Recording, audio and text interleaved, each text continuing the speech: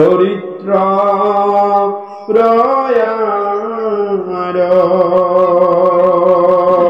সংক্ষেপ করিয়া যোদ্ধা রিয়াতার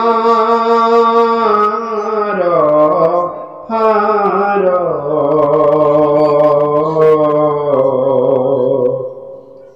শঙ্করের ছিলা কৃষ্ণ চরিত্র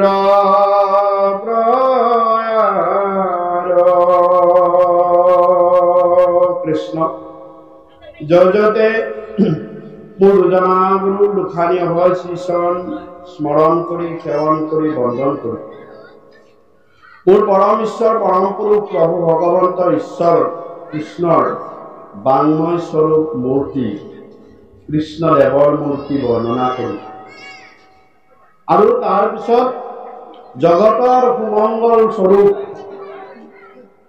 ভগৱন্তৰ ঈশ্বৰ কৃষ্ণৰ নাম স্মৰণ কৰি বন্দন কৰি আজি পৰম পুণ্য তিথি পুণ্য বাৰত পুণ্য স্থানত ভগৱন্ত পুৰুষৰ 14 বৈকুণ্ঠ পাৰিষদ ভগৱন্ত ঈশ্বৰ পুৰুষৰ 6 জন ভকত আৰু 12 জন বৈষ্ণৱ আমি হৃদয়ত মূৰ্তি মন্তব্য কৰি লৈ এই বৈকুণ্ঠীয় স্থানত কৃষ্ণ কথা ক'বলৈ কৃষ্ণৰ কৃপা হোৱাৰ কাৰণে সমৰ্থবান হৈছে কৃষ্ণ স্বৰূপ ভকতৰ ভগৱন্ত স্বৰূপ ভকতৰ কৃপা নহলে আমি কৃষ্ণ কথা শুনিবলৈও নাপাওঁ ক'বলৈও নাপাওঁ গতিকে ভকতৰ কৃপা লাগিব কলি যুগত ভগৱন্ত পুৰুষে উদ্ধৱক নিজে কৈছে এই উদ্ধৱ যে মই কলি যুগত কাকো প্ৰত্যক্ষভাৱে মই কাকো দেখা নিদিওঁ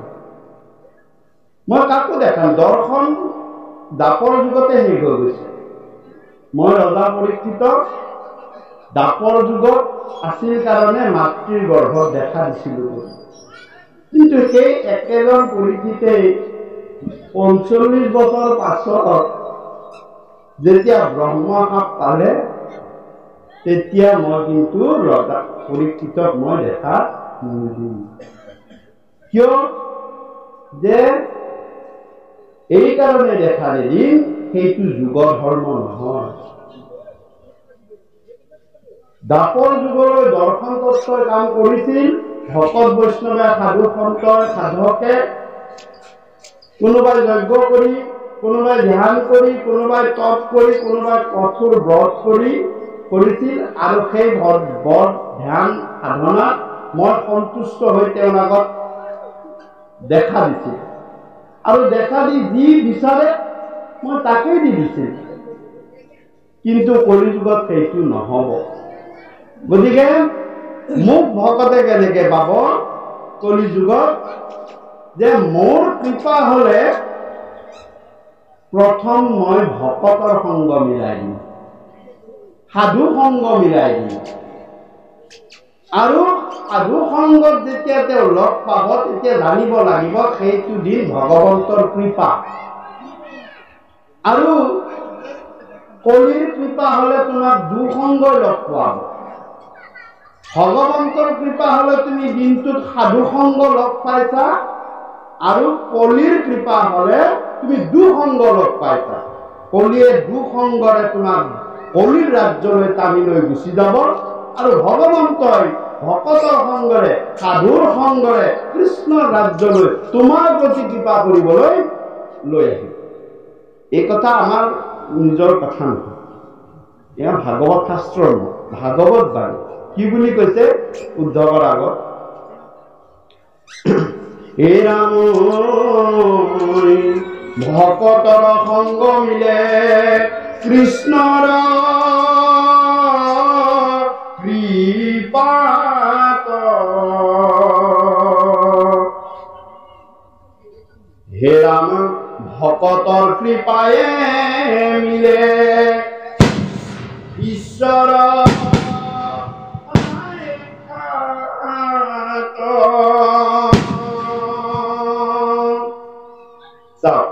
যে ভকতৰ সংগ মিলে কৃষ্ণৰ কৃপাত। আজি আমি যে সাধু সংগ লগ পাইছো, ভকত সংগ লগ পাইছো, পৰম ঈশ্বৰ পৰম পুৰুষ প্ৰভু ভগৱন্তৰ কৃপা। আৰু এই ভকতেহে আমাক কৃষ্ণক দেখুৱাই দিব পাৰিব। এয়া কৃষ্ণ উপলব্ধিটো হৃদয়ত ভকতেহে কৰাব পাৰিব। আন কোনো জ্ঞানী পণ্ডিত যোগী তৰ্পী সাধক আধিকাৰী কোনে পাৰিব? ভকতে। কাৰণ ভকতৰ বৈশ্য ভগৱান। ভকতে যি কয় তাকে মানিব। আমি কনচেপচন এটা অকমান মই যে ভকত মানে আমি পুংলিংগ ভাবি নালাগে। ভকত শব্দটোৱে উভয়লিংগ বুজায়। অৰ্থাৎ গোকুলৰ গোপীসকলকো কৃষ্ণই ভকত বুলি কৈছে যে হৰি ভকতসকলে নলংগে বিঘিনী। হয়নে? উদ্ধৱটো ভকতে হয়নে? আনকি ভকতৰ আপোনালোকে জানে নিশ্চয় যে ভকতৰ বনৰ পশু আছে, ৰাক্ষস আছে, ভালুক আছে, হয়নে? মনুষ্যটো আছে হয়নে? 6 জন ভকত, তাৰে 3 জন দুটা বনৰ পশু, হনুমান আৰু জাম্বৱন্ত, আৰু এজন ৰাক্ষস আছে, এয়া আছে বিভীষণ হয়নে? 3 জনহে মানুহ আছে, তাৰে এজন ঋষি আছে, কোন? মৈত্ৰেয়, তাৰপিছত উদ্ধৱ আৰু বিদুৰ। গতিকে ভকত মানে আমি উভয়লিংগ বুজাওঁ। আমাৰ এটা শ্লোক আছে নামঘোষাত, মোক কৃপালু গুৰুৱে কৈছে, হে প্ৰকৃতি পুৰুষ দুয়ো নিয়ন্তা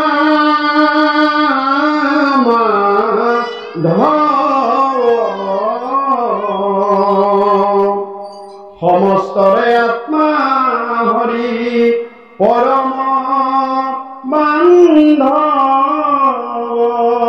প্ৰকৃতি পুৰুষ দুয়ো নিয়ন্তা মাধৱ। আমাৰ ইয়াত এই শ্লোকটোত কিছুমানে অলপমান বেলেগ কৰি কৈ দিয়াৰ ফলত দুটা ভাগ হৈ যায়। কি কয় যে প্ৰকৃতি মানে নাৰী তিৰোতাসকল আৰু পুৰুষ মানে পুৰুষসকল। শাস্ত্ৰ সেইটো কথা গুৰুৱে কোৱা নাই। শাস্ত্ৰই কৈছে কি যে প্ৰকৃতি হৈছে এই শৰীৰটো আৰু পুৰুষ মানে ভিতৰত থকা আত্মাটো। সকলোৰে দেখিবলৈ স্ত্ৰী আৰু পুৰুষৰ অলপ শৰীৰৰ অৱয়ৱটো বেলেগ, কিন্তু শৰীৰটো প্ৰকৃতি সকলোৰে। ইয়াৰ লয় ক্ষয় হৰণ ভগন বাহন কমন টুটন আছে, পুৰুষৰ নাই। সেই পুৰুষৰটোৱে হৈছে পৰম ব্ৰহ্ম, ঈশ্বৰ পুৰুষৰ অংশ, যিটো আত্মাতত্ব বুলি কয়। এইটো সকলোতে আছে, নাৰীটো আছে, পুৰুষতো আছে, পশুটো আছে, পক্ষীটো আছে, আছে নে নাই কওকচোন? আৰু যি প্ৰকৃতি শৰীৰৰ আকাৰটো সকলোতে আছে, প্ৰত্যেকৰ খালী পশু পক্ষী বেলেগ, মনুষ্যৰ বেলেগ, আন জীৱ জন্তু বিলাকৰ বেলেগ, মনুষ্যৰ আকৌ স্ত্ৰীৰ বেলেগ, পুৰুষৰ বেলেগ, হয় নে নহয়? গতিকে কৈছে এই দেহটো আৰু লগতে আমাৰ আত্মাটো তাক ভগৱন্ত পৰম ঈশ্বৰ পৰম পুৰুষে নিয়ন্ত্ৰণ কৰে, দেহটোকো নিয়ন্ত্ৰণ কৰে।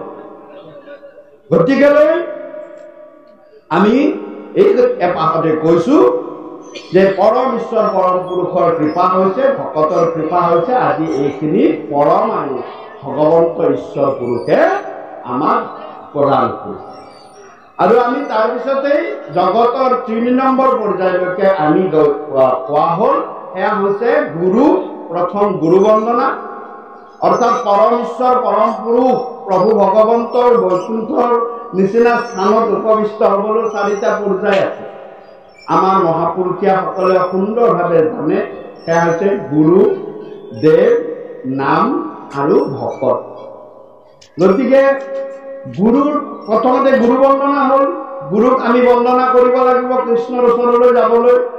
কৃষ্ণ দেৱৰ বন্দনা হ'ল কি, যে বাংময় স্বৰূপ দেৱমূৰ্তি কৃষ্ণৰ যি ভাগৱত মূৰ্তি বৰ্ণনা হ'ল কৃষ্ণ দেৱৰ মূৰ্তি।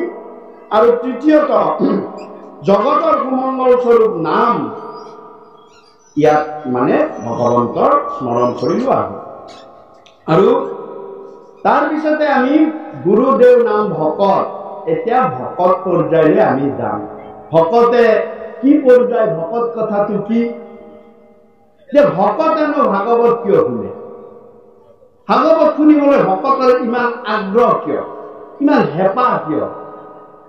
কাৰণ এইবুলি সুধিছে, কোনে সুধিছে, যে কপিল ভগৱানৰ মাতৃ দেৱহূতিয়ে কপিল ভগৱানক সুধিছে যে ভকতে যদি মুক্তিও নিবিচাৰে, তোমাৰ ভকতে তেতিয়া ভকতি কিয় কৰে, ভাগৱত কথা কিয় শুনে, কৃষ্ণ কথা কিয় শুনে, যদি মুক্তিয়ে নালাগে? তেতিয়া কৈছে, এই মাতৃ, ভকতে মোৰ ভকতে মুক্তিৰ কাৰণে ভাগৱত কৃষ্ণ কথা ভক্তি নকৰে, যে এই কাৰণে মোৰ ভকতে ভক্তি কৰে যে হে প্ৰভু, মোক এনেকুৱা এটা ভক্তিময় জনম এটা দিয়া, আকৌ যাতে মই ভকতিহে কৰিব পাৰো। ভকতিৰ কাৰণেহে মোৰ ভকতে ভকতি কৰে। তেওঁলোকক বেলেগ একো বস্তু নালাগে। কি লাগে? ভক্তি লাগে। হে প্ৰভু, মুক্তি তনিষ্পিহ যিটো, সেই ভকতকন মোক ৰসময় মাগো ভকতি। হয়নে? হে প্ৰভু, মোক মুক্তি নালাগে, মোক ৰসময় ভাগৱতৰ কথাৰ ৰসত মজি থাকিব পৰা এটা জনমকেই দিয়ক। সেই জনম মোৰ যিয়েই নহওক লাগে, হয়নে? মোক সেই জনমকেই দিয়ক বুলি কয়। গতিকে সেইকাৰণে ভকতে ভক্তি কৰে। গতিকে এতিয়া ভকতে কিয় ভাগৱত কথা শুনে? যে মোৰ কথা ভকতে এই কাৰণে শুনে যে তাত দুটা বস্তু পায়, সেইটো পায় জ্ঞানময় আনন্দ ৰসত্মগম। মোৰ কথা ভকতে এই কাৰণে শুনে যে তাত উদ্ভাসিত জ্ঞানৰ পৰা তেওঁলোকে আনন্দ ৰস অনুধাৱন কৰে, আৰু আনন্দ ৰস অনুধাৱন কৰি কিছু সময় হলেও আনন্দ ৰসৰ মাজত তেওঁলোক মজি থাকিব বিচাৰে। কাৰণ মোৰ এটা পৰমানন্দৰ স্বৰূপ এটা তাত তেওঁলোকৰ গাত আছে। সেই আনন্দ স্বৰূপটো আছে কাৰণে মায়াৰ সংসাৰৰ পৰা কিছু সময়ৰ কাৰণে আঁতৰি আহি একান্ত মনে মোৰ সেই আনন্দ স্বৰূপ কথাবিলাক শ্ৰৱণ কৰি ভকতে ভাল পায়, আৰু সেইকাৰণে তেওঁলোকে মোৰ কথা শুনে। আমি আজি কিছু সময়ৰ কাৰণে যিয়েই নহওক, 1 ঘণ্টাৰ কাৰণে 2 ঘণ্টাৰ কাৰণে হলেও মায়াৰ পৰা কিছু সময় আঁতৰি আহিছো। ভগৱানৰ 5 প্ৰকাৰৰ মায়া আছে, আৰু ভগৱানে 5 প্ৰকাৰৰ মুক্তিও দিছে। হয়নে? 5 প্ৰকাৰৰ মায়াৰে ভগৱন্ত পুৰুষে মায়া দেৱীক কৈছে তুমি জীৱবিলাকক বান্ধিবা, আৰু শক্তি মাতৃৰ হাতত 5 প্ৰকাৰৰ মুক্তি দিছে, যে 5 প্ৰকাৰৰ তোমাকে মুক্তি দিলো। 5 প্ৰকাৰে যেতিয়া বান্ধিব আৰু 5 প্ৰকাৰে যেতিয়া মুক্তি দিব, ইজুগলটো কি শূন্য, তাকে কয় নিৰপেক্ষ। ভগৱন্ত পুৰুষে 5 প্ৰকাৰেৰে পুখুৰী এটাত 5ডাল নলীৰে পানী সোমাই দিছে, বান্ধিছে, আৰু এই পুখুৰীটোৰ পৰা ওলাই যাবলৈ ভগৱন্ত পুৰুষে সমান সমান সাজন 5ডাল নলীও দি দিছে। এই পুখুৰীটোত পৰি আমি বাৰে বাৰে তাতে ঘূৰিয়েই থাকো নে কোনোবা এটা নলীৰে ওলাই যাওঁ, সেইটো আমাৰ নিজৰ কথা। ইচ্ছা হলে আমি সেই 5ডাল নলীৰ কোনোবা আদালতে ওলাই যাব পাৰো যদি সেই ইচ্ছা কৰো। সেয়া হৈছে কৰ্মবন্ধন।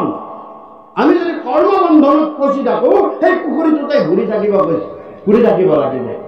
মনত ৰাখিব, এইটো সংসাৰ চক্ৰ বুলি কয়। গতিকে 5ৰ 5 গড় থাকিল শূন্য। গতিকে ভগৱন্তই কৈছে মই নিৰপেক্ষ, মই কাৰো ফলীয়া নহয়, মায়াৰ ফলীয়াও নহয়, মই ভক্তিৰ ফলীয়াও নহয়, মই নিৰপেক্ষ। মই 5ডাল নলীৰে তোমালোকক বান্ধিছো, ৰছীৰে বান্ধিছো, হয়। মায়াক পেলাই মই 5 প্ৰকাৰৰ নলী বান্ধিছো, হয়নে? আপোনালোকে জানিব পাৰিব, সুধিব পাৰিব। মই অকণমান কৈ থৈ গৈছো যে বিশেষভাৱে মই বহলাই কৰিবলৈ সময় লাগিব। গতিকে 5 প্ৰকাৰৰ মায়াৰে জীৱবিলাকক বান্ধে। প্ৰথম মায়াটো হৈছে আৱৰণী মায়া। প্ৰথম মায়াৰ ৰছীডাল দিলে আৱৰণী মায়া। কি? হৈ অবস্তুক দেখা বস্তুক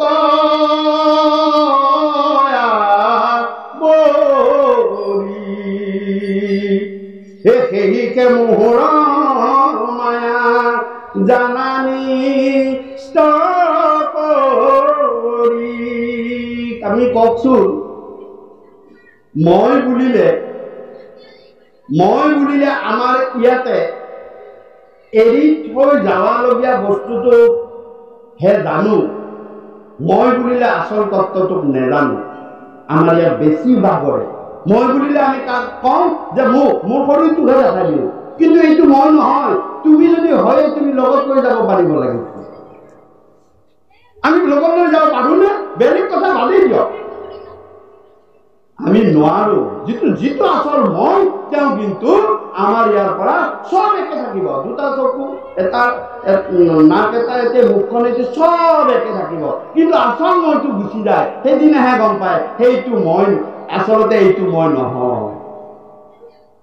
অবস্তুক দেখাব বস্তুক আৱৰি, ভিতৰৰ বস্তুক আৱৰি থৈ অবস্তুটোক দেখাই দিছে। সেইটো ভগৱন্তৰ ঈশ্বৰৰ আৱৰণী। 2 নম্বৰ হৈছে বিক্ষেপণ মায়া। ভগৱন্ত পুৰুষে বৈষ্ণৱ ভকতক কেতিয়াবা যেতিয়া বৈষ্ণৱ ভকতৰ মনত অহংকাৰ আহে, তেতিয়া ভগৱন্ত পুৰুষে নিজৰ শক্তিটো দেখাবলৈ এটা মায়া মাৰি দিয়ে।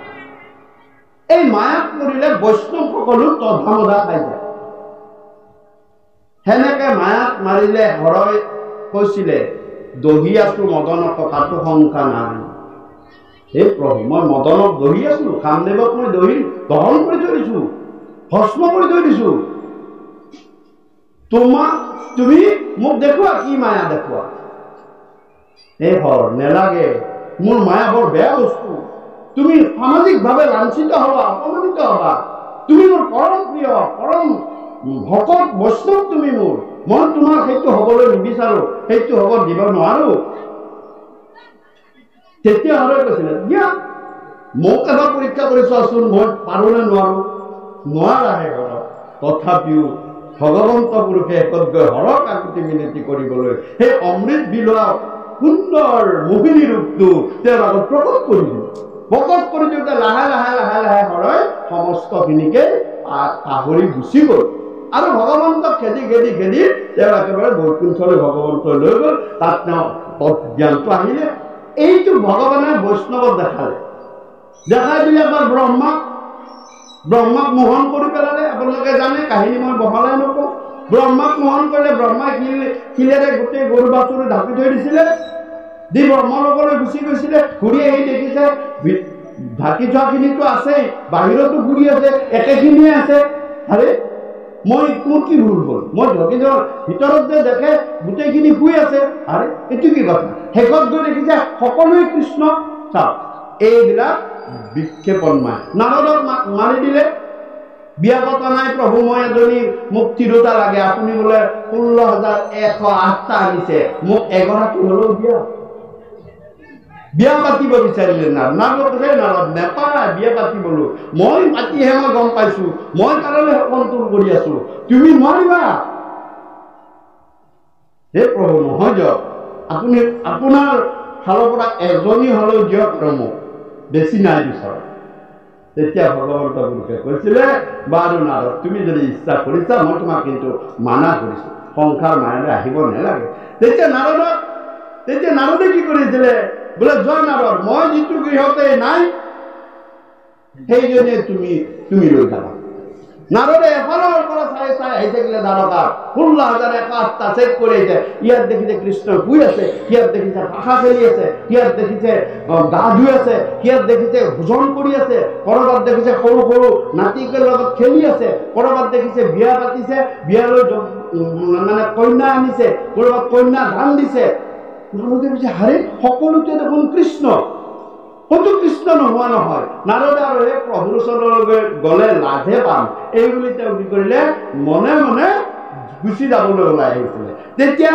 গেটত সেই ভগৱন্ত কৃষ্ণই ৰৈ আছে পহৰাদাৰী হৈ তেতিয়া ক'লে হে নাৰদ ক'ত যোৱা ৰবা পালানে হে প্ৰভু তোমাৰ লীলা অপাৰ মই তোমাৰ লগত একো কৰিব নোৱাৰো চা এইটো হৈছে বিক্ষেপণ নাই তাক এইবিলাক বৈষ্ণৱ বিলাকক দেখুৱাৰ নজিৰ আছে গোটেইকেইজন বৈষ্ণৱ হৰ বৈষ্ণৱ ব্ৰহ্মা বৈষ্ণৱ মানে নাৰদ বৈষ্ণৱ এইটো হৈছে বিক্ষেপণ মায়া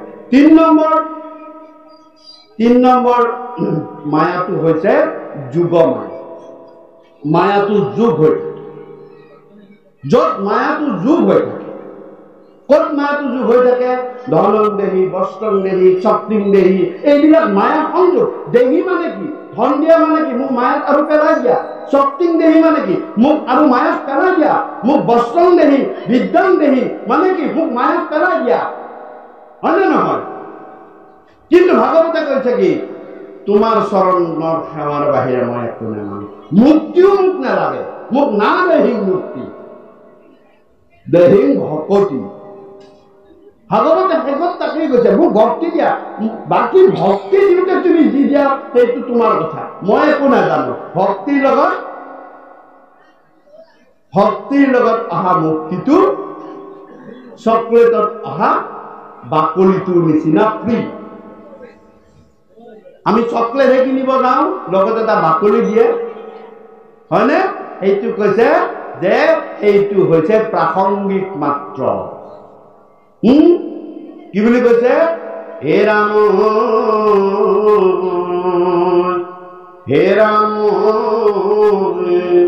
মুকুতি ভকতিৰ প্ৰাসংগিক মাত্ৰ ভকতি কৰিলে হয় মুকুতিৰ পাত্ৰ এই প্ৰাসংগিক শব্দটো হল এই মৰ্তন চকলেটটোত থকা কভাৰটো সেইটো প্ৰাসংগিক তাত প্ৰয়োজন আছে কাৰণে লগাই থৈ দিছে কিন্তু আমি চকলেটটোহে কিনিব যাওঁ বাকলিটো কিনিব নাযাওঁ কলটোহে কিনিব যাওঁ বাকলিটো কিনিব নাযাওঁ বাকলিটো প্ৰাসংগিক আৰু তুমি যদি কল কিনিব যোৱা বাকলিটো যেনেকে ফ্ৰীত পাবা মৰ্তন কিনিবলৈ গ'লে যেনেকে বাকলিটো ফ্ৰীত পাবা তুমি ভক্তি কৰিব যোৱা মুক্তিটো তোমাৰ ফ্ৰীত আহিব গতিকে সেইটো হৈছে 3 নম্বৰ কথা সেয়া হৈছে আমি কোৱা হ'ল যে যোগ মায়া তাৰপিছত আছে আন এটা মায়া সেইটো হৈছে মধুমতী মায়া আমি আজি যে ইয়াতে একত্ৰিত হ'ব পাৰিছো এই অঞ্চলত বহুত ৰাইজ আছে কিন্তু মধুমতী মায়াৰ পৰা তেওঁলোক আহিব পৰা নাই আৰু ইয়াত যিখিনি ভগৱন্তৰ কৃপা হৈছে অকল মনুষ্যই নহয় দেই বা সকল বান্ধৱ যিমান জীৱৰ প্ৰতি ভগৱন্তৰ কৃপা হৈছে সেই জীৱ ইয়াৰ ওচৰ চাপি আহিছে দেখা নেদেখাকৈ আমি একো গম নাপাওঁ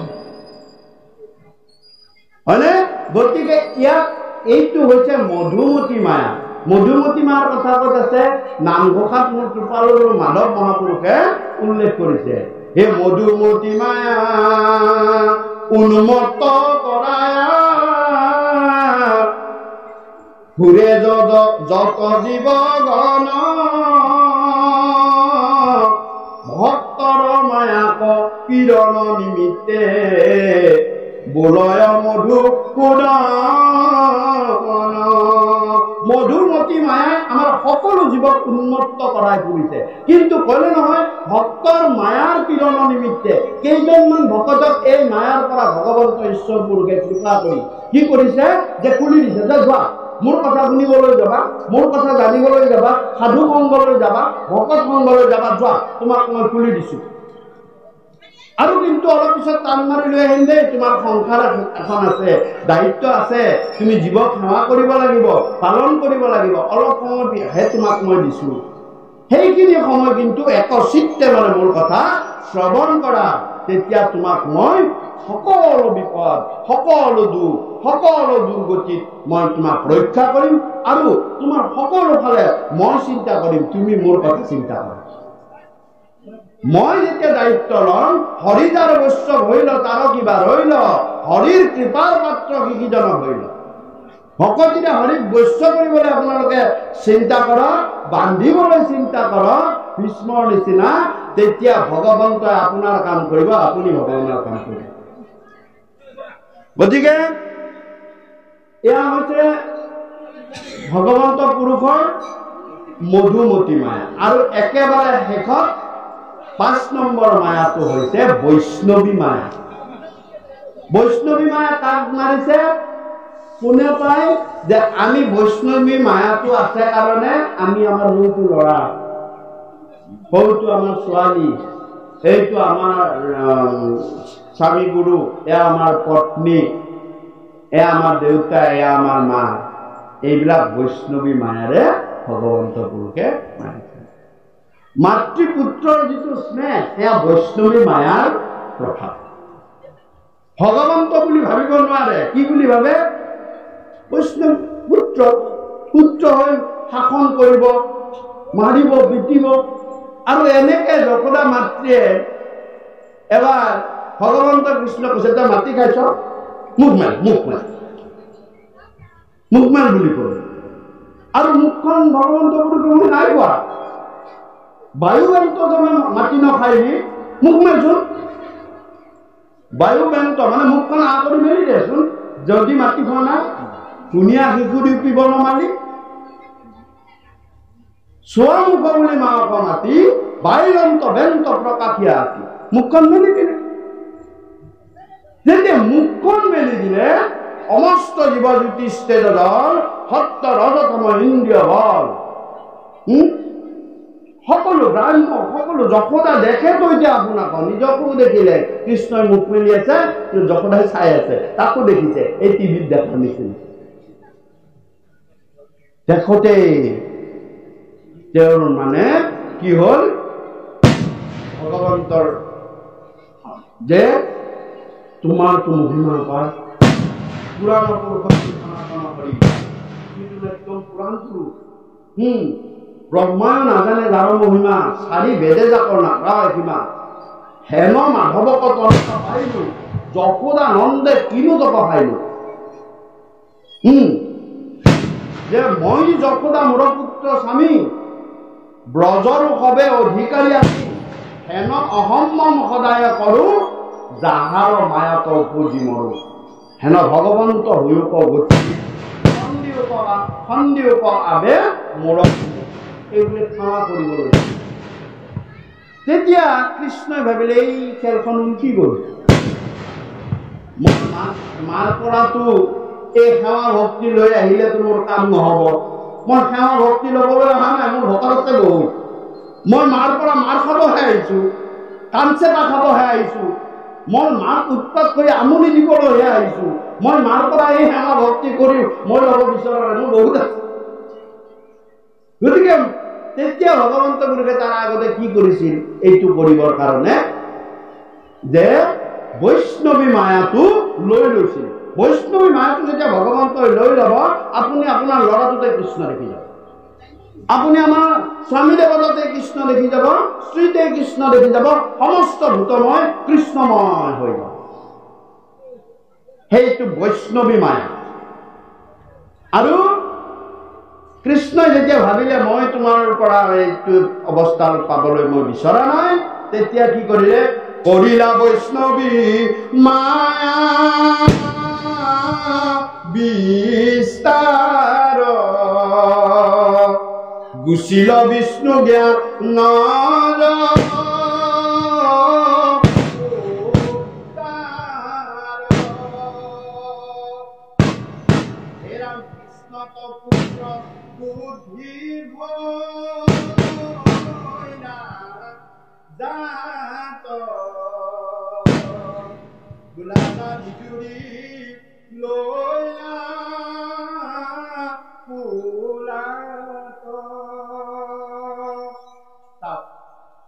যেতিয়া বৈষ্ণৱী মাহটো লৈ ললে যশোদাৰ বিষ্ণু জ্ঞান গুচি গল। এই একেটা ৰূপতে আছে কীৰ্তনৰ শিশুলীলা কেশৱ কৃষ্ণ কৰুণা হিন্দু অনাথ বন্ধু অৰ্জনে কৈছে খুব সুন্দৰ। গতিকে যাওক তেতিয়া বিষ্ণু জ্ঞান গুচি গল, গৈ গল জোকাৰি আকৌ ঝোলা দাৰি জোকাৰি বাছা মোৰ আয়ু লৈ পুতাই দিয়া, মোৰ আয়ুটো তাতে লাগক, মোৰ গাখীৰ খাইয়া এই বুলি ওচৰত লৈ আকৌ এইটো হৈছে বৈষ্ণৱী মায়া। গতিকে বৈষ্ণৱী মায়াৰ দ্বাৰা আমাক ভগৱন্ত পুৰুষে পুত্ৰ চিন্তা আহ্বান দিছে, পৌত্ৰী চিন্তা আহ্বান দিছে। কিন্তু মহাপুৰুষ গুৰুজনাই কৈছে মাধৱ মহাপুৰুষে যে গোসাঁইক মায়া স্বামী তোমাৰ চৰণে আমি ভজিলো জয় জয় বুলি। আমাক শেষ মুহূৰ্তত হলেও প্ৰভু একদম লাষ্ট মুহূৰ্তত হলেও এই মায়াৰ পৰ্দাখন তুমি গুচাই দিবা, তেতিয়াহে মই সমস্ত জীৱকে সকলোকে মই ঈশ্বৰ তত্ত্ব দেখি এই দেশ এৰিব পাৰিম। আমি কৃষ্ণ হয়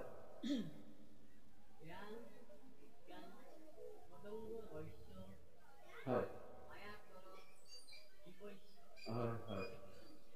হয় কৃষ্ণ ভাৱধাৰা কৈছে যে জ্ঞান বিজ্ঞান তদং ৰহস্য, আৰু মায়া জীৱ মায়া ঈশ্বৰ, মায়া তৰণ জীৱ ঈশ্বৰ। খুব কথা খুব সুন্দৰ। আমি প্ৰসংগলৈ যাম। প্ৰথম কথা, আমি খুব কম সময়ৰ কৰি দিলে মই বিশ্লেষণ বিশেষ বিষয়কে নকৰিব পাৰোঁ। মই আপোনালোকক এটা উদাহৰণৰে কথাখিনি ক'বলৈ আগবাঢ়িছোঁ। এটা উদাহৰণ যাতে সকলোৰে বুজাত সহজ হয় যে জ্ঞান কি। ভাগৱতে কৈছে, দ্বিতীয় স্কন্ধত কৈছে, দ্বিতীয় স্কন্ধতে যি আপোনালোকে পাব যে এই ভাগৱতখন হৈছে কি হয়, চতুশ্লোকী ভাগৱত। ব্ৰহ্মাক প্ৰভু ভগৱন্তই 4টা শ্লোকহে দিছিল, হয়নে? সেইকাৰণে তাক কোৱা হয় চতুশ্লোকী। কিন্তু স্কন্ধ আছে 12টা। ব্ৰহ্মাক দিলে 4টা, ব্ৰহ্মাই তাৰ লগত 2টা জীৱ আৰু ঈশ্বৰ মানে যোগ কৰি দিলে, 2টা যোগ কৰি 6টা হ'ল। 6টাই ব্ৰহ্মাই নি আকৌ মানে ব্ৰহ্মাই নাৰদক দিলে, নাৰদে তাৰ লগত আৰু 2টা যোগ কৰি দিলে, 6 2 8টা হ'ল। 7 দিলে ব্যাসক দিলে, ব্যাসে আৰু তাৰ লগত 2টা যোগ কৰি দিলে, শুকক দিলে, 10টা হ'ল। শুকে যেতিয়া পৰীক্ষিতক দি দিয়ে আৰু তাতে 2টা তত্ত্ব যোগ কৰি দিলে। বাপে দিয়া প্ৰশ্নটোৰ 4টা তাতে আছে যে জীৱ ঈশ্বৰ, মায়া আৰু তৰণ, আৰু এইফালে জ্ঞান বিজ্ঞান তদং ৰহস্য গৈছে। গতিকে তথাপিও মই এইখিনি কথা প্ৰমাণ, এতিয়া কথা হ'ল জ্ঞান। প্ৰথম কথা জ্ঞান, মই উদাহৰণটোৰে একেটা কথাতে বুজাই দিছোঁ যে এটা কলম এটা পেন এটা, জ্ঞান কি বস্তু যে এই কলমটোৰ কথা আপোনালোকে সেইটো বস্তু ধৰ্মত আনিব দেই একেলগে। কলমটোৰ কথা ল'ৰাটোক যিজনে শিকাব বোলে, বাবা এই বস্তুটো লিখন সামগ্ৰী, ইয়াত চিয়াহী ভৰাব লাগে, চিয়াহী ভৰাই তাক লিখিব লাগে। সকলোখিনি ইয়াক পুংখানুপুংখ ৰূপে যিজনে শিকাব তেওঁ হৈছে কলমটোৰ বিষয়ত ল'ৰাজনৰ গুৰু। বেলেগত নহলেও কলমটোৰ জ্ঞানটো দিয়াৰ বিষয়ত পুত্ৰক পিতৃয়ে সংসাৰ ধৰ্মৰ কথা জ্ঞান স্বৰূপে প্ৰদান কৰে বা কৰিব লাগে কাৰণে আমাৰ পিতৃ গুৰু। সকলো কথা সংসাৰ বাবা এনেকৈ সংসাৰ পাতিবা, আমি এনেকে ভুল কৰিছো, এইখিনি ভুল তুমি নকৰিবা, আমি এইখিনি শুদ্ধ পথত আছো, তুমি শুদ্ধ পথত যাবা, এই গুৰুৰ ওপৰত। আৰু কলমটোৰ বিষয়ে শুদ্ধভাৱে যিজনে শিকাব তেওঁ হৈছে গুৰু। কলমটোৰ ভিতৰত থকা যিটো সত্য তত্ত্ব, সত্য সঁচা যিটো সঁচা তত্ত্ব, সেইটো বিশেষ জ্ঞান। যেনেকুৱা কলমৰ ভিতৰত চিয়াহী থাকিব লাগিব, চিয়াহী ভৰাব লাগিব, আৰু চিয়াহী ভৰালে ওপৰ ফালে নিলিখিব, তলফালে নিপটোৰে লিখিব, তাত বায়ুৰ প্ৰেছাৰ আছে, তাত লিখনৰ কাৰণে সুবিধা আছে। এই বিশেষ জ্ঞানটো তাকে কৈছে বিজ্ঞান। কৃপালু গুৰুৱে আমি জ্ঞানৰ কথা ভালদৰে বুজি নাপাম বুলি সংস্কৃত লিংকত অহা কথা কাৰণে তেওঁ কৃপালু গুৰুৱে এই চাৰি তত্ত্ব মহাপুৰুষীয়া তত্ত্বত গুৰু প্ৰথম, আপোনালোকে প্ৰথমতে গুৰু, গুৰুৰ পিছত দেৱতত্ত্ব। আজি কোৱাই হ'ল দেৱতত্ত্ব মানে সত্য তত্ত্ব, সত্যং পৰমধীমহি। যে সত্য তত্ত্বটো আছে 2 নম্বৰ, সেইটোক কৈছে বিজ্ঞান, বিশেষ জ্ঞান। জ্ঞানৰ মাজত কিছুমান বিশেষ জ্ঞান আছে, সত্য তত্ত্ব আছে। যেনেকুৱা মই কলমটো ললো, মই কলমটোত চিয়াহী ভৰোৱা নাই, নিপটো ভঙা, মই ঝোপ ঝুনা দি তাল বনাই হে প্ৰভু মোক লিখি দিয়া, হে প্ৰভু মোক লিখিব পৰা কৰি দিয়া, হে প্ৰভু মোক, চিয়াহীয়ে নাই, হয়নে? সেইটো বিজ্ঞান। যে তাত এটা বস্তু আছে, সত্য কথা এটা আছে, সেইটো হৈছে চিয়াহী ভৰাব লাগিব, হয়নে? আৰু 2 নম্বৰ, আপুনি ATM-টোত যাওক, ভুলকে আপুনি মাৰি দিয়কচোন ফুট কেইটা দি, তাল বজাই থাককচোন, ধূপ ধূনা দি পইচা দিয়ে নে? সেইটো সত্য তত্ত্ব বিজ্ঞান। আজি যিটো আধুনিক বিজ্ঞান তাত লুকাই আছে, ইয়াত সত্য তত্ত্ব এটা লুকাই আছে, যে ইয়াত থকা যিটো ভাইব্ৰেল ফ্ৰিকুৱেঞ্চি, এই ফ্ৰিকুৱেঞ্চিটোৱে গৈ কি কথাবিলাক কি প্ৰবাহৰ যোগেদি শব্দৰ ধ্বনি আকাৰত প্ৰকাশ কৰিছে। লাইটটো নাইকিয়া হওকচোন, তাল বজাই থাকোচোন, মাত ওলাই। এইটো বিজ্ঞান, ইয়াতে বিশেষ জ্ঞান এটা আছে। আৰু এই যে বিশেষ জ্ঞানটোৰ কথা যিয়ে জানিব তেওঁ গুৰু দেৱ, তেওঁ দেৱ তত্ত্ব।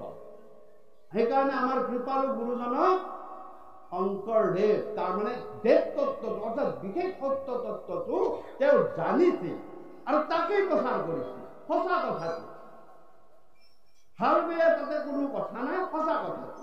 সমস্ত প্ৰাণীক দেখিবে আত্মাহং উপায় মধ্য ইটো এইটোৱেই উত্তম, হয়নে? মই সাধু ইটো চোৰ হেন লজ্জা এৰি সমস্ত প্ৰাণীক পূজা বিষ্ণু বুদ্ধি কৰিম, এইবিলাক সঁচা কথা। গতিকে এইটো হৈছে দেৱ। দেৱৰ পাছত কলমটোৰ দেৱতত্বটো মই জানিলো, কেনেকে চলাই জানিলো। তাৰপিছত যে এতিয়া কলমটো নামটো জানা নাই যেনিবা, কলম বুলি জানানে? লিখন সামগ্ৰী বুলি তাৰ এটা নাম থাকিব লাগিব। প্ৰথম লিখন সামগ্ৰী বুলি ধৰি লওকচোন, প্ৰথমতে বাবা এইটো লিখিব পাৰি দেই, এনেকে কৈছে গুৰুৱে, নামটো কোৱা নাই তেতিয়ালৈ। তেতিয়া তাক এটা নিৰ্দিষ্টতা কৰিবলৈ এটা নাম থব লাগিব। নামে কি? এই নামে ইফালে আকৌ গুৰু দেৱ নাম কৰিছে, জ্ঞান বিজ্ঞান তদং কৰিছে। তদং মানে কি? তদঙে ওচৰ চপাই নিয়া, এইটো সংস্কৃত শব্দ। তদং ওচৰ চপাই নিয়ে, নামটোৱে সদায় ওচৰ চপাই নিয়ে। যেনেকুৱা হয়, তাত আইমাতৃ বা বাপ এজনৰ কোনোবা ল'ৰা সন্তানিতি হৈ তাতে অলপ দূৰত আছে, ইয়াতে যদি এজনে আহি কয় বোলে, আইমাতৃগৰাকীয়ে যদি কয় যে আমাৰ অমুকা আহিব লাগে, তেওঁ দৌৰ মাৰি আহি সেই তাত বহুত ল'ৰা ছোৱালী যদি থাকেও তাৰ পৰা দৌৰ মাৰি আহি মাকক বা দেউতাকক সাৱটি ধৰিব, কিয় মাতিছিল, কিয় মাতিছিলা? এই যে ল'ৰাটোক আমাৰ ওচৰলৈ ইয়ালৈ ওচৰ চাপাই আনিলে, কোনে আনিলে? নামটোৱে। অৰ্থাৎ নামটো যাক কালি মাতিবা তেওঁ লগে লগে তোমাৰ ওচৰ চাপি আহিব, যি পাৰিব। এতিয়া ইয়াতে কলমটো থলে, ল'ৰাটোক তাৰ পৰা ক'লে যে বোলে বাবা যোৱাচোন, এই তাতে কিবা কিবি বস্তু আছে, ঘড়ী তৰি আছে, এনেকা এনেকা আছে, তুমি কলমটো লৈ আহাচোন। সি দৌৰ মাৰি আহি চাব, কোনটো নিব দিছে, মোক কলমটো ললে গুচি গল। অলপ কথা এই কলম শব্দ অৰ্থাৎ তৃতীয় পৰ্যায়ত হৈছে নাম, ইফালে হৈছে তদং, অৰ্থাৎ তদঙে ওচৰ চাপি আনে। আমি যদি ভগৱন্তৰ নাম, ল'ৰাটোৰ যদি নাম লওঁতে ল'ৰাটোৰ ওচৰ চাপি আহে, আমি কিয় নাভাবো ভগৱন্তৰ নাম ললে আমাৰ ওচৰলৈ ভগৱন্তই নিজে ওচৰ চাপি আহিব? এইটো কথা আমি ভাবিব নোৱাৰো, কাৰণ আমাৰ নিজৰ প্ৰতি সন্দেহ আছে। আমি ইমান পূৰ্ণবান, মাতাৰ লগতে আহিবনে? আমি ইমান ভগৱন্তৰ ভকত নে, মাতাৰ লগে লগে আহিবনে? হে, কিন্তু মোৰ কৃপালু গুৰুৱে দেখাই থৈ গৈছে, জানেনে? মহা অহংকাৰী গজেন্দ্ৰও যেতিয়া কুন্দেৱৰে পদ্মগত ওপৰক তুলি গজেন্দ্ৰ শৰণ লৈলা তাহি হৰি বুলি শুনি শীঘ্ৰেশ্বৰী তুমি গৰুৰ স্কন্ধে ভকতক ৰাখিবা আশীৰ্বাদ প্ৰবন্ধে। গতিকে চাওক, ওচৰত থকা কৈৰিণী, হস্তিনী যিবিলাকক গজেন্দ্ৰই কি কৰিছিল, যে যিবিলাকক গজেন্দ্ৰই বিপদৰ সময়ত সকলোতকৈ আগত গৈ গজেন্দ্ৰই ৰক্ষা কৰিছিল, সেই হস্তিনী কৈৰিণী বিলাকক, আমাৰ মানুহৰ সম্পৰ্ক হিচাপে ভাৰ্যা পুত্ৰ বিলাকক, সেইদিনা গজেন্দ্ৰ যেতিয়া বিপদত পৰিল, একেজাপে হ্ৰদৰ পৰা পাৰত উঠি আহিল। তাৰমানে এওঁলোক মোৰ বন্ধু বান্ধৱ নহয়, গজেন্দ্ৰই ভাবিলে। মোৰ বিপদত পৰোতে সিহঁত যেতিয়া বিপদত পৰে, মই আগতে যাই সিহঁতৰ আগত থিয় হওঁ। আজি মই মোৰ বিপদত সিহঁত গৈ পাৰত উঠিল। ৰাখি তেওঁ পাৰে মোক পুত্ৰ ভাৰ্যা ছয়, মোক ৰাখিব নোৱাৰে, এবেকে ৰাখিব মোক কমল বান্ধৱ। এতিয়া মোক কোন বন্ধুৱে ৰাখিব? বান্ধৱ। বান্ধৱ শব্দটোৰ অৰ্থ কি জানেনে? বান্ধ যোগোৱা, বান্ধ মানে বান্ধ খোৱা, লগ মানে বিপদ। বিপদত তোমাৰ লগত যিয়ে বান্ধ খাব তেওঁহে বান্ধৱ বুলি কয়, কিন্তু বিপদত যিয়ে আঁতৰি দি বিয়াৰ দিনাহে লগ লাগে তেওঁ কিন্তু বান্ধৱ নহয়। গজেন্দ্ৰ নিজেই কৈছে যে আবেগে ৰাখিব মোক কমনা বান্ধৱ। কিহৰ মোৰ বান্ধৱ নহয়? মোৰ বান্ধৱ কোন? অন্তকালে গতি মোৰ কেৱল মাধৱ, মোৰ মাধৱে বান্ধৱ। কাৰণ তেওঁ এতিয়া মোক বিপদৰ সময়ত তেওঁ আহি মোৰ ওচৰলৈ আহিব। শুনি শীঘ্ৰেশ্বৰী তুমি গৰুড়ৰ স্কন্ধে ভকতক ৰাখিবা কাশিলা প্ৰবন্ধে। চাওক, গতিকে ভগৱন্ত পুৰুষে গজেন্দ্ৰৰ স্তুতিত সন্তুষ্ট হৈ সেই ভগৱন্তৰ শৰণ ললে কাৰণে, শৰণ লৈ স্তুতি কৰিল কাৰণে তেওঁ মানে বৈকুণ্ঠৰ পৰা আহি ভগৱন্তৰ মানে গজেন্দ্ৰক কৃপা কৰি কুন্দে ধৰি তৰক তুলিলা গ্ৰাহকমে, চক্ৰে ধৰি তেখনে চিৰিলা গ্ৰাহমুখ, আৰু হৰিৰ প্ৰসাদে গজেন্দ্ৰৰ গইলা দুখ। আৰু সেই গজেন্দ্ৰই চতুৰ্ভুজ মূৰ্তিলৈ বৈকুণ্ঠ পালে। এতিয়া ভগৱানক এই যে বাপে কৈছে জ্ঞান বিজ্ঞান তদং, তদং মানে ওচৰ চপাই অনা, নামে ওচৰ চপাই আনে। আজি নাম আছে কাৰণে সকলো জীৱ, মনুষ্য, প্ৰাণী কল্যাণকামী হৈ সকলোৱে ওচৰ চাপি আহিছে তাৰ ওচৰলৈ ভগৱন্তৰ নাম শুনিবলৈ। ইয়াতে কোনো দল বা ৰাজনীতিক দলৰ লেকচাৰ যদি কোনোবাই দিয়ে, এতিয়া হয়তো সৰহসংখ্যক আইমাতৃ বা বন্ধা আঁতৰি যাব। আমিতো এইবুলি অহা নাই, আমি শুনিব আহিছো কৃষ্ণৰ নাম গুণ। ইয়াতে নাম গুণ কৈ থাকক দিনৰ দিনটো, আপোনালোকে আমনি নকৰে বা ক'ব ভাব অলপ দেৰি হ'ল আমিও যাব হ'ল দিয়ক, এনেকে ক'ব, কিন্তু আপোনালোকে আপত্তি নকৰে বা কোনো ধৰণৰ সেই নকৰে। গতিকে নামে ভগৱন্তৰ ওচৰ চপাই আনে, অৰ্থাৎ সেইকাৰণে তদাং আৰু ৰহস্য। আৰু সেই কলমটো যেতিয়া ৰহস্য ইজুগলটো ভক্ত, গুৰুদেৱ নাম ভকত, ইজুগলটো ৰহস্য, জ্ঞান বিজ্ঞান তদাং ৰহস্য। অৰ্থাৎ কলমটো কেনেকে চলাব লাগে, শেষ হলে তাত চিয়াঁহী ভৰাব লাগে, কলমটোৰে কি ষ্টাইলত লিখিব পাৰি, আৰু তাক সকলোখিনি জানি জুনি পকেটত ভৰাই লৈ যিজনে ঘূৰি ফুৰিব তেওঁ কলমৰ ভকত, কলমৰ সেৱক। তেওঁ সকলো কামকেই কলমেৰে কৰিব পাৰে। তেওঁ মনৰ কথাখিনিও তুমি একো মাতিব নোৱাৰা, কি ভাবি আছা লিখি দিব। তুমি একো ক'ব নোৱাৰা, তুমি কি ভাবি আছা লিখি দিয়া, তেওঁ পটককৈ কলমটো উলিয়াই লিখি দিব। চাওক, এইটোক কোৱা হৈছে কি যে ভকত যিয়ে ৰহস্য জানিলে, ৰহস্য যিজনে জানিলে তেওঁই কৃষ্ণৰ ভকত হ'ল। কলমৰ ৰহস্য যিজনে জানিলে তেওঁ কলমৰ ভকত হ'ল। তাৰমানে তেওঁ ইয়াতে লৈ ফুৰে, ঠিক তেনেদৰে ভকতেও নাম ইয়াত লৈ ফুৰে।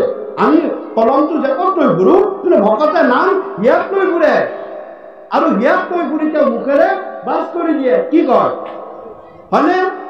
আমি কোৱা নাই, আমাৰ কথা এটাও নহয়। ইয়াত মহাপুৰুষ কৃপালু গুৰুসকলৰ কথা কি বুলি কৈছে, হিয়াৰ মাজে নামৰ ভাণ্ডাৰ হে মুখে বাজ ৰাম নামে মৰ নামৰে পাপ ইয়াৰ মাজত নামৰ ভাণ্ডাৰ আছে আৰু মুখেৰে বান্ধিছে। সেইটো হৈছে ৰহস্য তত্ত্ব। আৰু কৈছে লক্ষ্মীৰ আগত সেইটো হৈছে হে ৰাম লক্ষ্মীত কহন্ত প্ৰভু কৃষ্ণ কৃপা মই হে ৰাম ভকতেকে মোৰ জানা ৰহস্য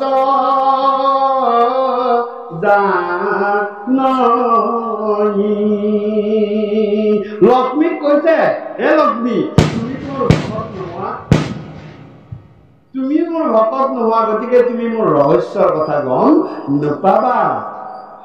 মোৰ ৰহস্যৰ কথা এই যে দেখি আছে, খাইবে খুন্দিবাক নাহিকে একোকে বস্ত্ৰহীন কৰি হওক তেওঁ ভকত, তেওঁ মোৰ ৰহস্যৰ কথা জানে। তুমি নাজানা, তুমি থাকিব পাৰা মোৰ ওচৰত, কিন্তু মোৰ ৰহস্যৰ কথা ভকতেহে জানে।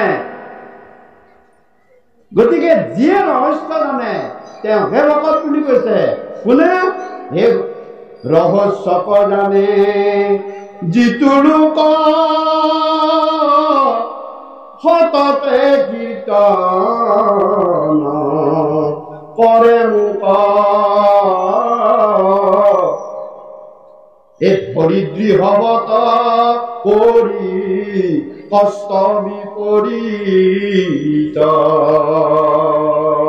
যিজনে মোৰ ৰহস্য জানে সততে কীৰ্তন কৰে মোক, তেওঁ সততে মোকেই স্মৰণ কৰি থাকে। অৰ্থাৎ নামেৰে তেওঁক মোক বান্ধি পেলাই খাওঁতে বওঁতে শুওঁতে উঠোতে তেওঁ যেতিয়া নাম লৈ থাকে, মই তেওঁৰ লগত সততে থাকিবলগীয়া হয়। সততে কীৰ্তন কৰে মুখত ধৰিত্ৰী হ'ব, তেওঁ কিন্তু কোনো ধৰণৰ আন কথা চিন্তা নকৰে। ধৰিত্ৰী হ'ব, মোৰ তাতে সুদৃঢ়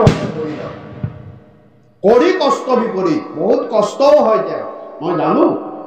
সাংসাৰিকভাৱে, শাৰীৰিকভাৱে, সামাজিকভাৱে বহুত কষ্ট হয়, কিন্তু শেষত গৈ তেওঁ মোক পায়।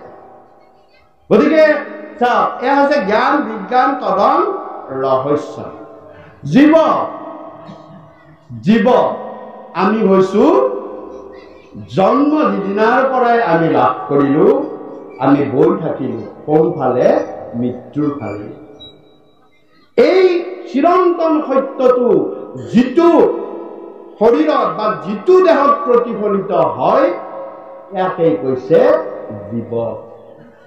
ঈশ্বৰ ই কথৰূপে হৰি খবগতে হৈ থহ দৈছ নগন বিয়াতি। আমি ইয়াত আছো, আমি ইয়াতেই আছো, কিন্তু পৰম একমাত্ৰ ঈশ্বৰ কৃষ্ণ তেওঁ অলপ আগতে কোৱা হ'ল, নাৰদক দেখুওৱা নিচিনা তেওঁ ইয়াতো আছে, হৌ তাতো আছে, হৌ তাতো আছে। ব্যাপক তত্ত্ব যাৰ লগত আছে তেওঁই ঈশ্বৰ। যাৰ লগত আনন্দ ৰস আছে, আজি চাওক, আমি এতিয়া ইয়াতে যদি এজনৰ খুব বহুত বৰ্ণনা কৰি দিলো, গুণ গালো, ইয়াৰে 100টাৰ ভিতৰত এজনে হলেও বেছি কৰিলে নেকি অলপ? তাৰমানে এজনৰ হ'লেও মনত আনন্দৰ নাইকিয়া হৈ যায়। কিন্তু পৰম ঈশ্বৰ পৰম পুৰুষ প্ৰভু ভগৱন্তৰ কথাত আপুনি দিনভৰ কৈ থাকক, ৰাতভৰ কৈ থাকক, মানে ৰজা পৰীক্ষিতক কোৱাৰ নিচিনা 7 দিন 7 ৰাতি কৈ থাকক, সকলোৱে আনন্দ পাব। অকল মনুষ্যই নহয়, জীৱ যি সকলোকে আনন্দ তত্ত্বৰ যাৰ কথাৰে দিব পাৰি সেয়া ঈশ্বৰ। যিয়ে সকলোতে ব্যাপক তত্ত্ব হৈ থাকে তেওঁৱেই ঈশ্বৰ। জ্ঞান বিজ্ঞান তদন ৰহস্য আমি নোৱাৰো, আৰু ভগৱন্ত ঈশ্বৰ পুৰুষে এই যে 28 তত্ত্বৰে ভগৱন্তৰ ঈশ্বৰ পুৰুষ। আমি কেই তত্ত্বৰ? আমি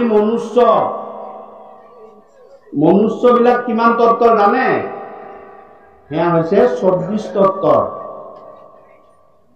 আমি মনুষ্য, আমি পঞ্চভূত, পঞ্চ কৰ্মেন্দ্ৰিয়, পঞ্চ জ্ঞানেন্দ্ৰিয়, পঞ্চ তন্মাত্ৰ, 5 4 গুণ 20, প্ৰকৃতি বুদ্ধি মন আৰু অহংকাৰ আছে 24। সকলো মনুষ্যৰা আছে। সেইকাৰণে কৈছে ভগৱন্ত সকলোতে সম। তেওঁ ডকাইত হওক, সাধু হওক, সন্ত হওক, মহন্ত হওক, সকলোতে আছে, সকলোৰে আছে, আছে নে নাই? অৰ্থাৎ এই 24 নহ'লে তেওঁ মনুষ্য হ'ব নোৱাৰে। কিন্তু এটা কথা, এই মনুষ্যকো আকৌ কৈছে মাধৱ মহাপুৰুষে, বোলে অকল 24টা পালে ভগৱন্তৰ কৃপাত। তেওঁ মহাপুণ্য কৰিছিলে, মনুষ্য জুনিলৈ আহিলে 24 তত্ত্ব পালে। কিন্তু 24 তত্ত্ব পালে কি হ'ব? তেওঁ মনুষ্য জন্মহে পালে, কিন্তু ভোগ ভয় নিদ্ৰা আৰু মৈথুন এই 4টাতে জীৱন কটালে। তেওঁৰ লগে লগে 5 তত্ত্ব কমি গ'ল, 19 তত্ত্ব পশু তত্ত্ব হ'ল। ভোগ ভয় নিদ্ৰা আৰু মৈথুন এয়া মনুষ্যও কৰি থাকে, আৰু যদি তুমিও পশুও থাকে, পশুৰো থাকে, আৰু যদি তুমিও তাতেই ব্যস্ত থাকিলা তেতিয়া তোমাৰ জ্ঞান পঞ্চেন্দ্ৰিয় গুচি আহে। অৰ্থাৎ জ্ঞান পঞ্চেন্দ্ৰিয় পশুৰ নাই। 24ৰ 5 গ'লে 19, হয়নে? গতিকে জ্ঞান পঞ্চেন্দ্ৰিয় পশুৰ নাই। সেইকাৰণে কৈছে অ জ্ঞানকো নয়াতি। কাক কৈছে? অ পশু পক্ষী জাতিয়ে তাকো অনুগ্ৰহ কৰিয়াছা কৃপা মই। কাৰ কথা কৈছে? অলপ আগতে ক'লো গজেন্দ্ৰৰ কথা কৈছে। আবেদানি হৰি শৰণ পখিলোৱে।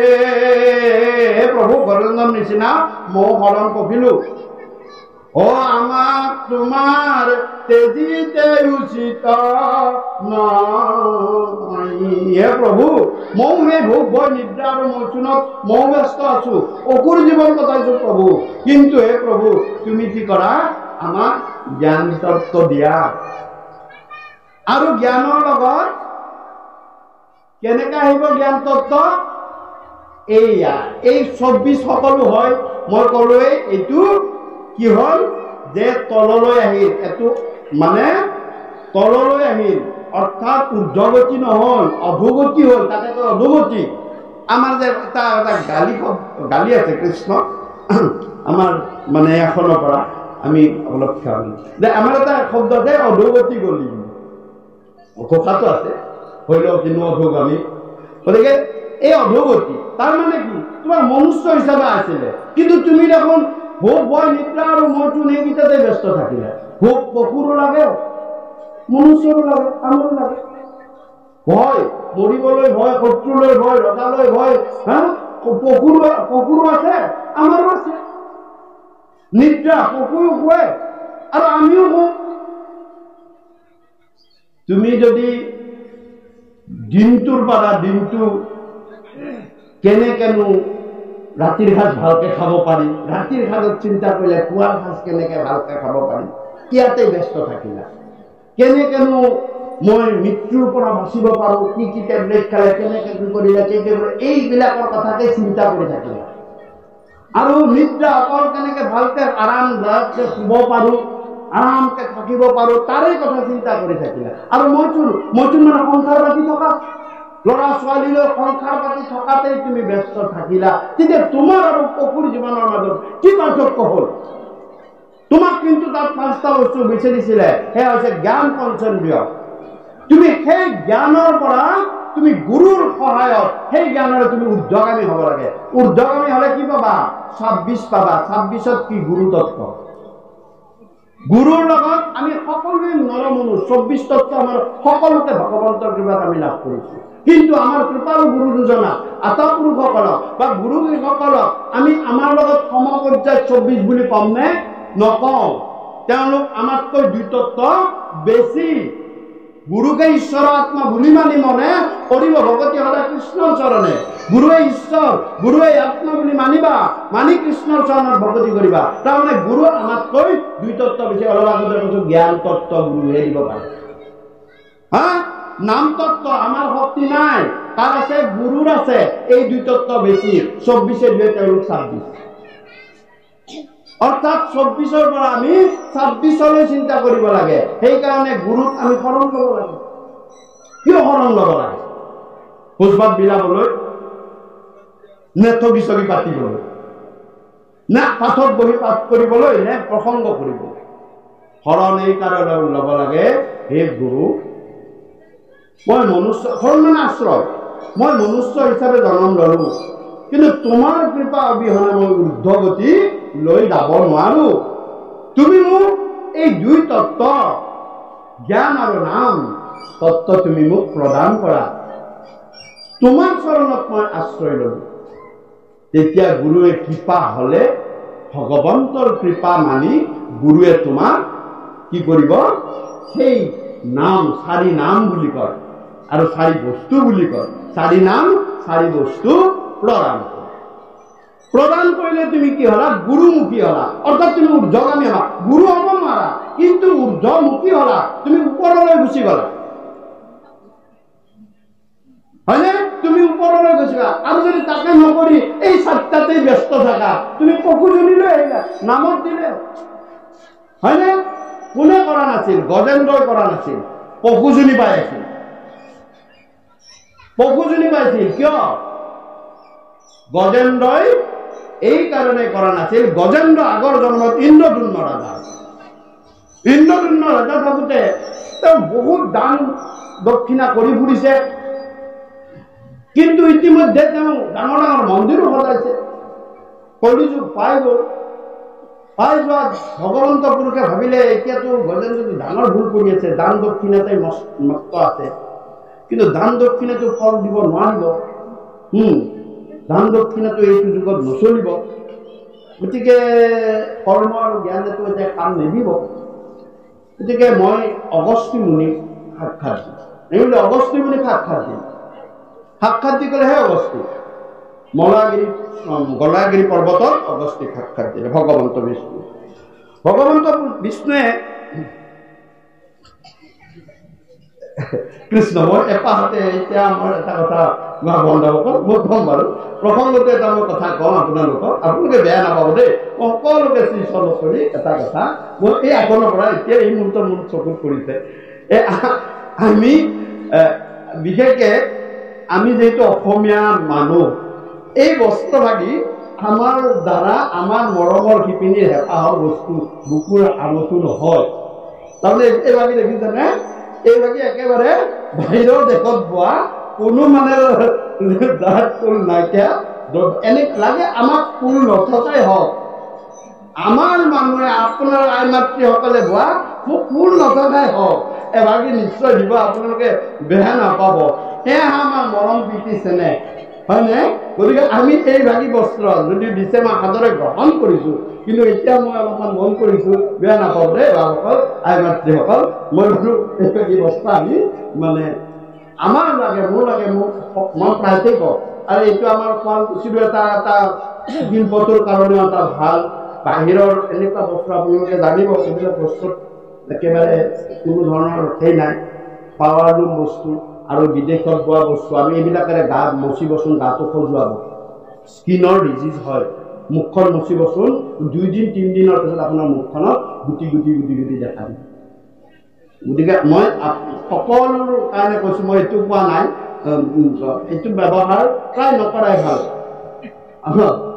সকল মই আপোনালোকে বেয়া নাপাব দেই কৃষ্ণ আমি মানে জাতীয় চিন্তাধাৰাৰ কথা বুদ্ধতাৰ কথা লৈহে কৈছো কৃষ্ণ বাৰু যিয়ে নহওক পিছৰ অনুষ্ঠানবিলাকত নিশ্চয় শুদ্ধ হ'ব আৰু আমি সেইটো কাৰণে এটা মানে পৰামৰ্শ দেখা কৃষ্ণ গতিকে গজেন্দ্ৰ তেতিয়াই অগস্তি ক'লে যে বাৰু কি কম প্ৰভু বোলে যোৱা ইন্দ্ৰদ্যুম্নক কবা যে তেওঁ শৰণ লোৱা নাই অশৰণীয়াৰ বস্তু মই গ্ৰহণ নকৰোঁ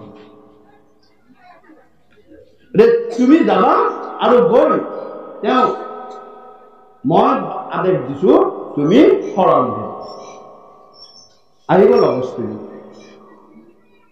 অগস্তি মুনি যেতিয়া আহি গ'ল সোনকালে অগস্তি মুনি বা ইন্দ্ৰদ্যুম্ন ৰজাৰ তালৈ অনেক ধৰণৰ ঋষি মুনি বহুতখিনি আহে প্ৰতিজপি বহুত আহি থাকে আৰু ৰাজভঁৰালৰ পৰা দাঁত জিলাকে বস্তু লৈ যাই থাকে সেইদিনা অগস্তি মুনিও আহিল আহি ৰাজপ্ৰসাদত প্ৰৱেশ কৰিলে ৰাজপ্ৰসাদত প্ৰৱেশ কৰোঁতে ইন্দ্ৰদ্যুম্ন ৰজাই ৰাজমত গজমত কৰি একেবাৰে বহি আছে অগস্তিয়ে দেখিছে আজিতো মই পৰম গুৰুৰ আদেশ লৈ আহিছো মই গুৰুতত্ব দিব লাগে জ্ঞান তত্ত্ব নাম তত্ত্ব দিব লাগে আৰু শৰণ দিব লাগে কিন্তু এওঁৰ ব্যৱহাৰটো দেখোন কেনেকুৱা একেবাৰে অহংকাৰ মদমত্ত হৈ এওঁ ৰাজমত গজমত ভাৱে তেওঁ বহি আছে নিজৰ সিংহাসনত মই আহিছো বুলি তেওঁ গা চালা নাই গাঁৱৰ মানে মোক নমস্কাৰ কৰা নাই তেতিয়া সেই স্থানতেই অগস্তি মুনিৰ খং উঠি গ'ল হে ৰজা ইন্দ্ৰদ্যুম্ন গৃহলৈ গুৰু আহিলে কেনেদৰে আচৰণ কৰিব লাগে এওঁকে তুমি নাজানা তুমি ইমান অহংকাৰী হৈ গৈছা দানৰ কাৰণে বলিৰ নিচিনা যোৱা তোমাৰ অধোগামী জীৱন তুমি লাভ কৰা তোৰ এই অহংকাৰ লৈ তুমি হাতী হয় হস্তি হৈ তুমি ত্ৰিকুট বনৰ মাজত তুমি সেই কৰা বসবাস কৰা সেই ইন্দ্ৰদ্যুম্নই আহি কি হ'ল পিছত গজেন্দ্ৰ হ'ল আৰু তেওঁ কৈৰেণী হস্তিনী বিলাকৰ লগত মদমত্তভাৱে ঘূৰিবলৈ ধৰিলে আৰু এটা সময়ত যেতিয়া কৈৰিণী হস্তিনী বিলাকে তেওঁক সহায় কৰিব নোৱাৰিলে কুম্ভীৰ মকৰ কথা পৰিয়াল হয়নে কালগ্ৰাহে ধৰি আছে কালগ্ৰাহ তাক কি কৈছে গ্ৰাহ বুলি কৈছে বাপসকল আৰু এটা কথা তত্ত্ব কথা গ্ৰাহ মানে কি হৰিয়াল এতিয়া গ্ৰাহে ধৰি আছে কাল নামৰ গ্ৰাহে আমাক সকলোকে ধৰিব কোনো খালি যাব নোৱাৰে কেনেকে ধৰিব কিয় ধৰে তাত গ্ৰাহ বুলি কিয় ক'লে বেলেগ জন্তুৰ কথা ক'ব পাৰিলে যে এই কাৰণে ক'লে যে মনত ৰাখিব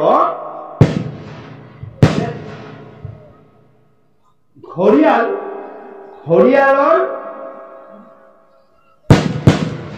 দাঁত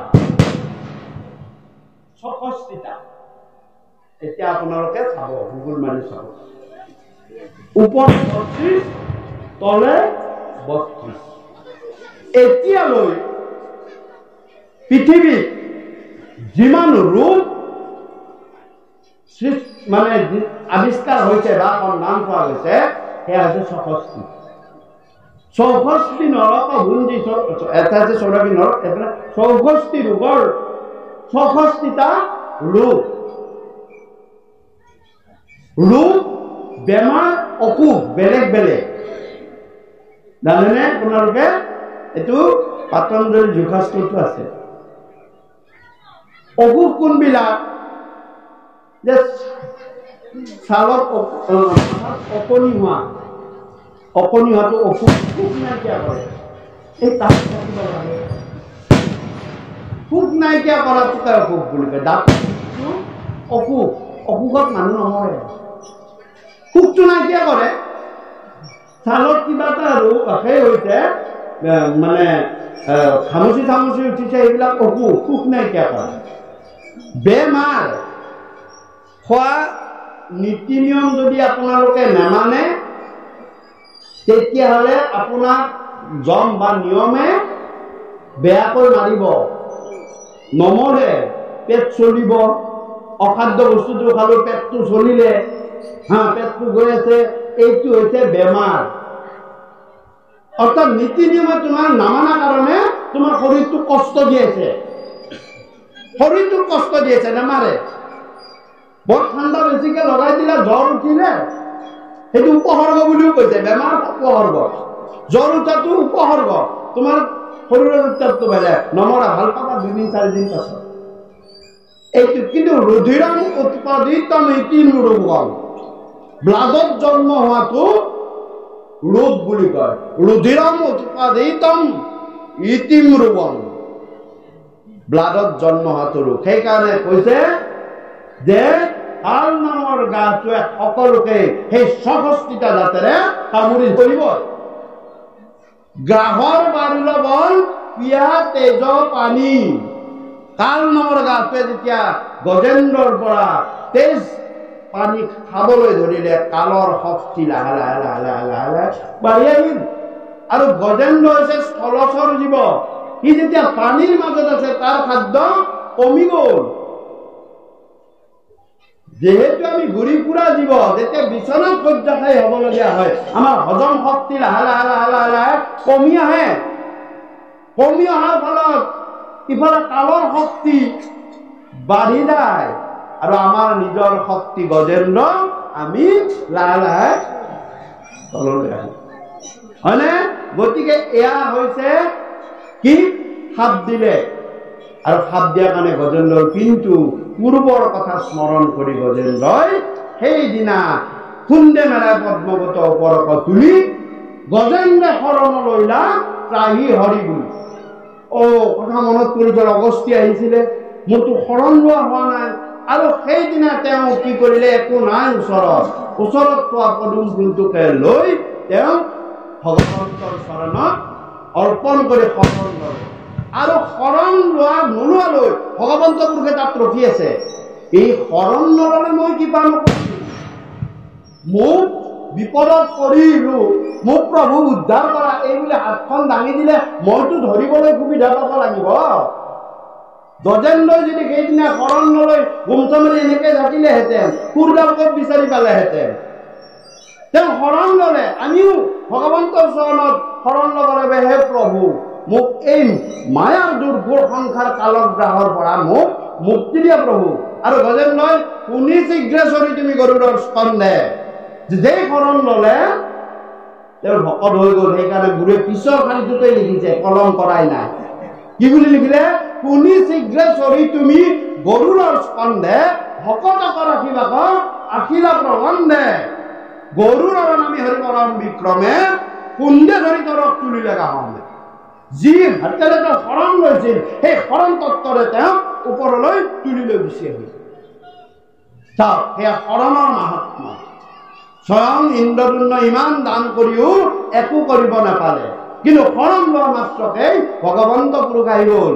আৰু শৰণ লৈ ভগৱন্ত পুৰুষৰ নাম স্মৰণ কৰিলে ভগৱন্ত পুৰুষ তুমি য'তেই নাথাকা, তুমি যদি বেচ্ছালয়তো আছা, তুমি যদি শৰণ লৈছা, মই তাৰ পৰা তোমাক উদ্ধাৰ কৰিম। অকল মন্দিৰতেই নাথাকো, মই সকলোতেই থাকো।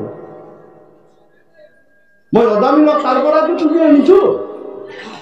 ক'ত আছে ৰজামিল? কোনো মন্দিৰ সত্ৰত নাছিল। কিন্তু অহৰ্নিশে তেওঁৰ নাম আছিল, নামৰ লগত ভগৱন্ত সংযোগ কৰি ৰাখিছিল। উচ্চ হয় কৃষ্ণ। আৰু ইকতত্ত্ব আৰু পৰতত্ত্বৰ কথা আমি আলোচনা কৰিম। আৰু কৃষ্ণ ভাৱসকল আমি চমুকৈ হ'লেও এটি অধ্যায়লৈ যাম। ভাৱনা আগবাঢ়িব পাৰোঁনে?